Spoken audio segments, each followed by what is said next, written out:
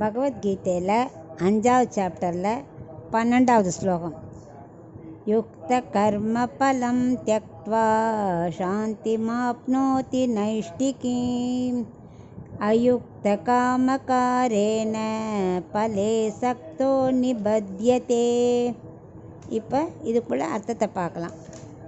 கண்ணன் சொல்லின்னு இருக்க, நான் செஞ்சேன் அப்படின்னு ஒரு எண்ணத்தோடையோ இல்லை தாழ்ந்த பலனுக்காக எனக்கு இது வேணும் அது வேணும்னு ஒரு உலகத்தில் உள்ள ஆசைக்காக செஞ்சாலோ அது நம்மளை மறுபடியும் சம்சாரத்தை தான் அழுத்தும். அது கடவுளுக்கு பிடிக்காது. நம்ம என்ன செஞ்சாலும் கடவுளுக்காக செய்யணும், அவருக்கு பிரீத்திக்காக செய்யணும், அப்போ தான் மோட்சம் கிட்டும்னு சொல்லின்னு இருக்கார் இல்லையா. அப்படி தன்னலமற்ற தொண்டர்கள் செய்கிற காரியம்தான் ஆத்ம பலனை கிட்டும்.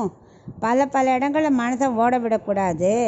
அப்படி ஓட விடாமல் பகவானுக்காகவே தொண்டு செய்கிறவன் தான் யுக்தாக அப்படிங்கிற இந்த இதில் யுக்தா அப்படிங்கிற யுக்தானா மனசை தன்னலமற்ற தொண்டர்கள்னு அர்த்தம். அதில் உள்ள நிலையான பலனுக்காக செய்கிறவா.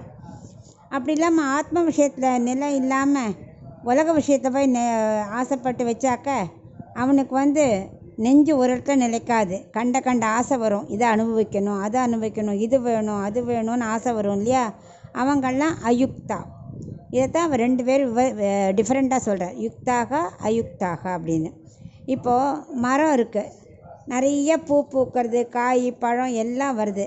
அதெல்லாம் மரமாக அனுபவிக்கிறது எல்லாம் மக்களுக்காக தானே கொடுக்கறது. மக்கள், மிருகங்கள், பறவைகள் அது அனுபவிக்கத்தானே கொடுக்கறது.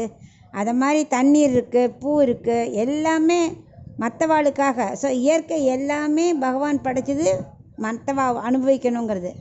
ஸோ அதுக்கு பிரதிபலனாக நம்ம என்ன செய்யணும், நம்ம செய்கிற காரியமெல்லாம் பகவானுக்குன்னு சமர்ப்பிக்கணும்.